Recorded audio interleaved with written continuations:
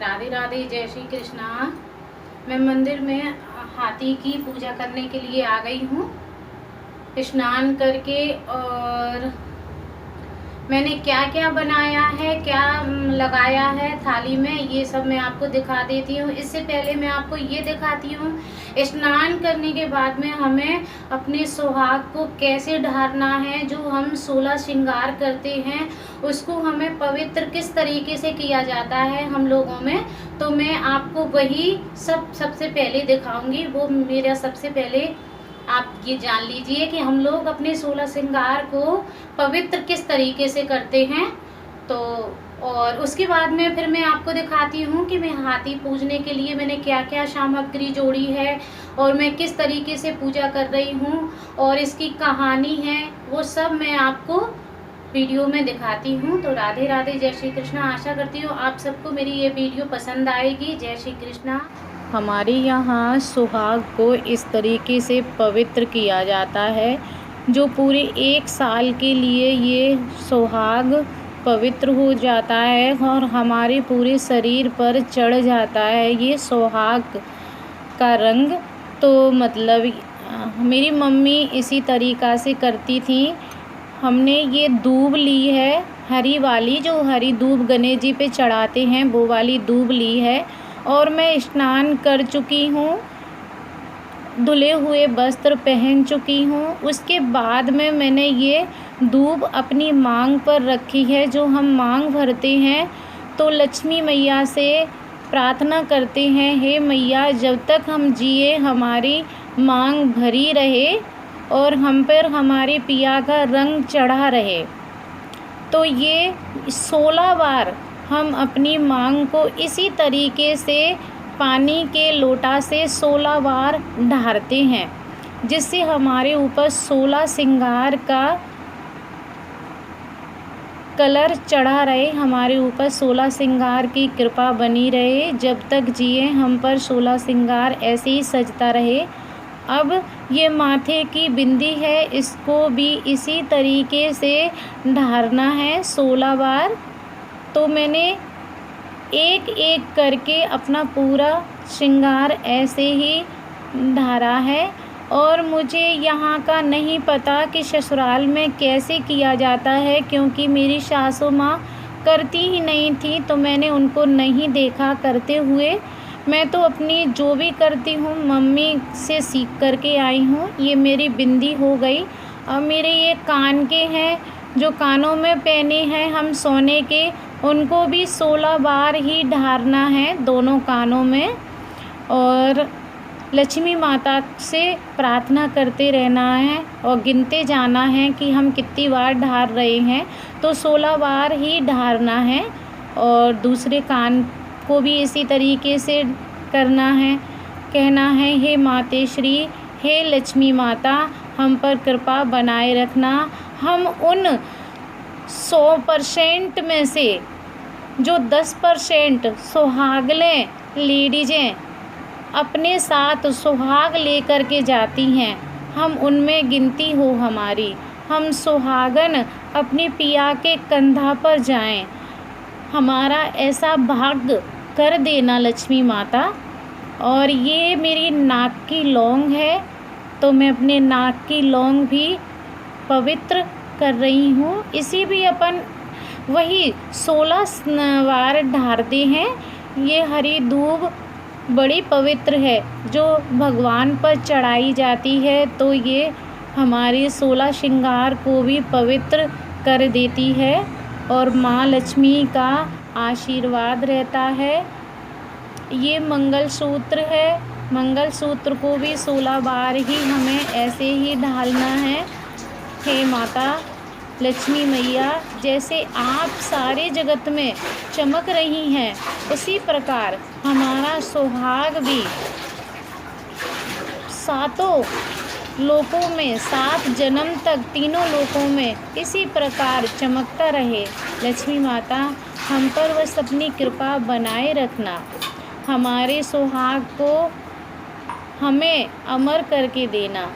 जब भी इस धरती से हमारी शरीर को मुक्ति मिले, आत्मा को मुक्ति मिले, तो हम अपना सुहाग अपने साथ लेकर के जाएं। तो ये चूड़ियों को धार रही हूँ मैं 16 बार। और इसके साथ में कहा जाता है, सुहाग सुहाग में ढारूं तोहे, तू ही मेरा जीवन है, तेरे बिना ना कोई रंग है मेरे इस जीवन का, तू ही आधा तू ही पूरा, तू ही मेरे अंग अंग है। जब धरती से जाऊं मैं, तेरा संग न छूटे रे, तू मेरा है जीवन साथी, तू ही रंग पवित्र है।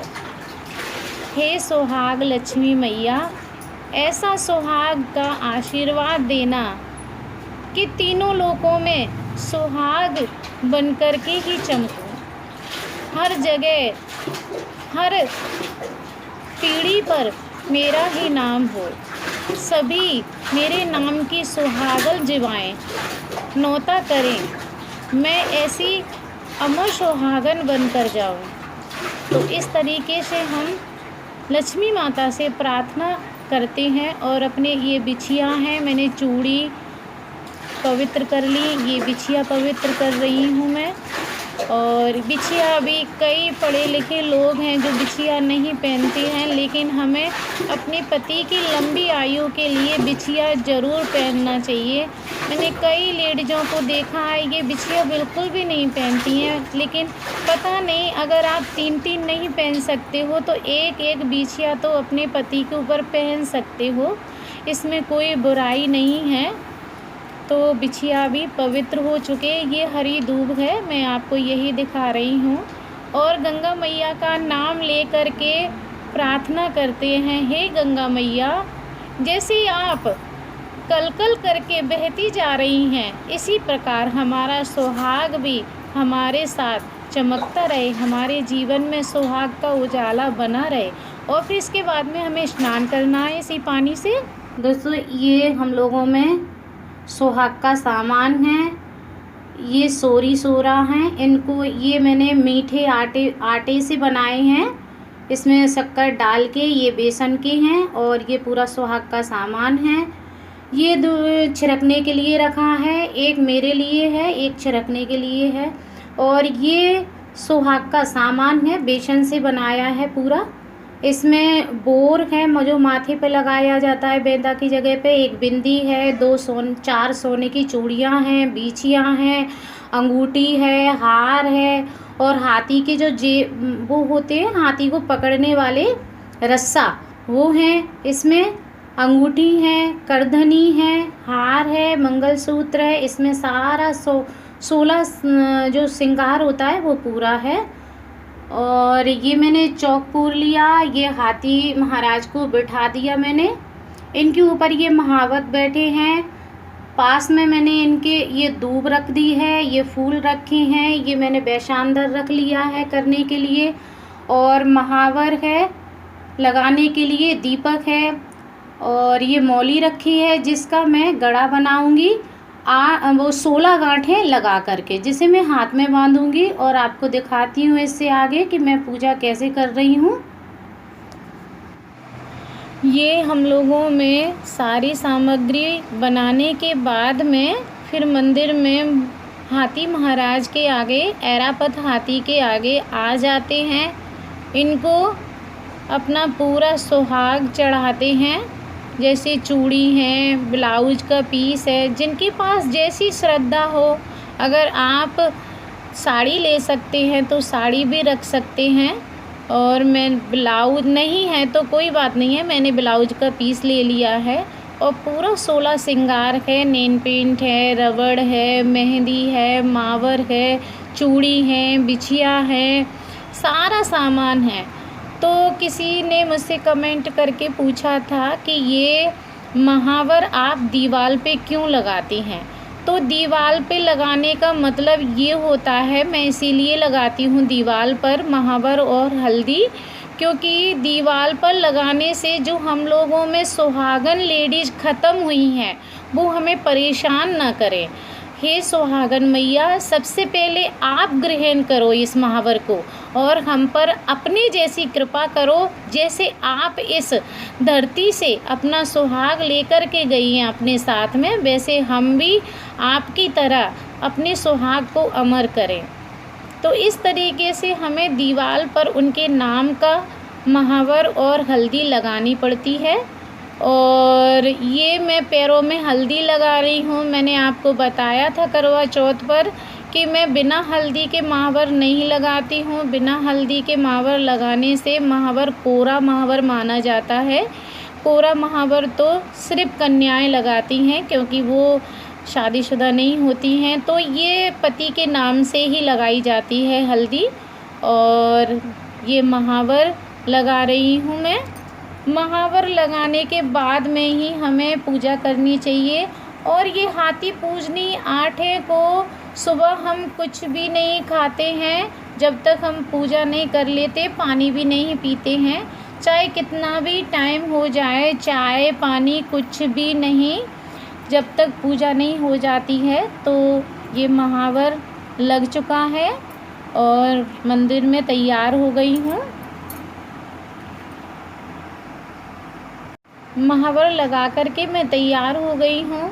अब मैं ऐरावत महाराज की पूजा कर रही हूँ। ये हरी दूबा कुछ मैंने स्नान से पहले लेकर रख ली थी बगल में। तो ये ऐरावत आदि को जल से नहलाना है और इन्हें पुष्प वगैरह चढ़ाना है।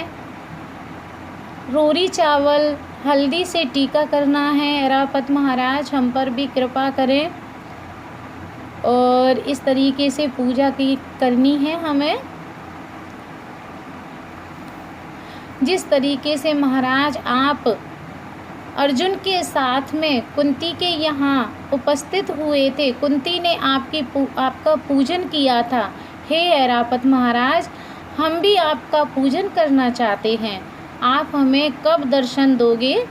इस तरीके से मैंने पूजा की है। और ये दीपक जला रही हूँ। इसमें थोड़ा सा हवन भी किया जाता है। ये हवन किया है मैंने।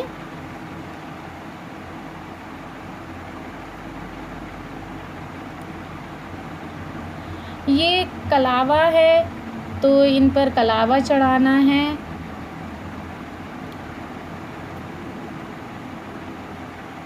और कलावा चढ़ाने के बाद में हमें एक बड़ा अपने हाथ में बंधने लायक, जिसमें हम 16 गांठ लगा सकें, वो 16 गांठ लगाने के बाद में उसे हम लोगों में गड़ा कहा जाता है। उसे पवित्र करके धूप दीप से और दूध और गंगा जल से धो करके, फिर जैसे मैंने संतान सातवें पे आपको बताया वही तरीका है धूप दीप देने का। और ये मैं पूरा जो मैंने बेसन के सिंगार बनाए थे वही सब ऐरावत जी को समर्पित कर रही हूँ, इंद्राणी के लिए, महालक्ष्मी के लिए। तो इसमें सारा सामान है। ये ऐरावत जी का वो रस्सा है। पैरों में जो पुराने ज़माने में कड़ा चलते थे चांदी के, आपने देखे होंगे, वही है। और कानों के झुमके हैं, जैसे मुझसे बने पड़े वैसे मैंने बना लिए। बिंदी है सोने की, 4 चूड़ी हैं, अंगूठी है, बिछिया है और मंगलसूत्र है, बोर है जो माथे पे लगाया जाता है, बेंदा है, हार है, अंगूठी है, नथली है। इस तरीके से मैंने पूरा जेवर बना कर के माता लक्ष्मी को, सुहाग मैया को समर्पण किया है। मैया, जैसे आपका श्रृंगार है, आप पर इसी तरीके के जेवर चढ़ाए जाते हैं, ऐसे ही है माता, हमें भी सोने के जेवर मिले और हम भी उन्हें धारण करें और आपकी तरह ऐसे ही हमें भी 16 श्रृंगार पहनने का मौका मिले। तो इस तरीके से मैंने हवन कर दिया, माता रानी से प्रार्थना कर ली। ये मैं 16 चावल गिन रही हूँ। इन 16 चावलों को गिन कर के एक मंत्र है, उस मंत्र को हमें 16 बार ही जपना है। और एक भी बार सांस नहीं तोड़नी है, पूरा एक मंत्र एक ही बार में कहना है, उसमें हमें सांस नहीं लेनी है। मेरी मम्मी ने मुझे यही सिखाया है, बिना सांस के हमें पूरा मंत्र कहना है। तो इसमें मंत्र देखिए मैं कैसे बोलती हूँ। 16 चावल से और एक बार बोलूँगी, एक चावल डालूँगी ऐरापत महाराज पर और एक मंत्र बोलूँगी। यही तरीका है पूजा करने का। तो आप देखें कि मैंने कैसे किया है। हो गया मेरा ये सब और अब मैं मंत्र बोलने जा रही हूँ। आप ध्यान से सुन लीजिए, बहुत सुंदर मंत्र है, अच्छा लगता है। आमेती दामेती फुलपाटन गाँव नगर से बामन बरुआ कहते कहानी हमसे कहते तुमसे कहते सुनो माँ लक्ष्मी देवी रानी सोलाबुल की एक कहानी। आमेती दामेती फुलपाटन गाँव नगर से बामन बरुआ कहते कहानी हमसे कहते तुमसे कहते सुनो माँ लक्ष्मी देवी रानी सोलाबुल की एक कहानी। आमेती दामेती फुलपाटन गाँव नगर से बामन बरुआ कहते कहानी हमसे कहते तुमसे कहते सुनो माँ लक्ष्मी देवी रानी सोलाबुल की एक कहानी। आमेती दामेती फुलपाटन गाँव नगर से बामन बरुआ कहते कहानी हमसे कहते तुमसे कहते सुनो माँ लक्ष्मी देवी रानी सोलाबुल की एक कहानी। आमेती दामेती फुलपाटन गाँव नगर से बामन बरुआ कहते कहानी हमसे कहते तुमसे कहते सुनो माँ लक्ष्मी देवी रानी सोलाबुल की एक कहानी। आमेती दामेती फुलपाटन गाँव नगर से बामन बरुआ कहते कहानी हमसे कहते तुमसे कहते सुनो माँ लक्ष्मी देवी रानी सोलाबुल की एक कहानी। आमेती दामेती फुलपाटन गाँव नगर से बामन बरुआ कहते कहानी हमसे कहते तुमसे कहते सुनो माँ लक्ष्मी देवी रानी सोलाबुल की एक कहानी। आमेती दामेती फुलपाटन गाँव नगर से बामन बरुआ कहते कहानी हमसे कहते तुमसे कहते सुनो माँ लक्ष्मी देवी रानी सोलाबुल की एक कहानी। आमेती दामेती फुलपाटन गाँव नगर से बामन बरुआ कहते कहानी हमसे कहते तुमसे कहते सुनो माँ लक्ष्मी देवी रानी सोलाबुल की एक कहानी। आमेती दामेती फुलपाटन गाँव नगर से बामन बरुआ कहते कहानी हमसे कहते तुमसे कहते सुनो माँ लक्ष्मी देवी रानी सोलाबुल की एक कहानी। आमेती दामेती फुलपाटन गाँव नगर से बामन बरुआ कहते कहानी हमसे कहते तुमसे कहते सुनो माँ लक्ष्मी देवी रानी सोलाबुल की एक कहानी। आमेती दामेती फुलपाटन गाँव नगर से बामन बरुआ कहते कहानी हमसे कहते तुमसे कहते सुनो माँ लक्ष्मी देवी रानी सोलाबुल की एक कहानी। आमेती दामेती फुलपाटन गाँव नगर से बामन बरुआ कहते कहानी हमसे कहते तुमसे कहते सुनो माँ लक्ष्मी देवी रानी सोलाबुल की एक कहानी। आमेती दामेती फुलपाटन गाँव नगर से बामन बरुआ कहते कहानी हमसे कहते तुमसे कहते सुनो माँ लक्ष्मी देवी रानी सोलाबुल की एक कहानी। आमेती दामेती फुलपाटन गाँव नगर से बामन बरुआ कहते कहानी हमसे कहते तुमसे कहते सुनो माँ लक्ष्मी देवी रानी सोलाबुल की एक कहानी। आमेती दामेती फुलपाटन गाँव नगर से बामन बरुआ कहते कहानी हमसे कहते तुमसे कहते सुनो माँ लक्ष्मी देवी रानी सोलाबुल की एक कहानी। आगे की वीडियो आपको दोस्तों कल मिल पाएगी। आशा करती हूँ आपको वीडियो पसंद आएगी। पसंद आए तो लाइक करें, सब्सक्राइब करें। राधे राधे, जय श्री कृष्णा।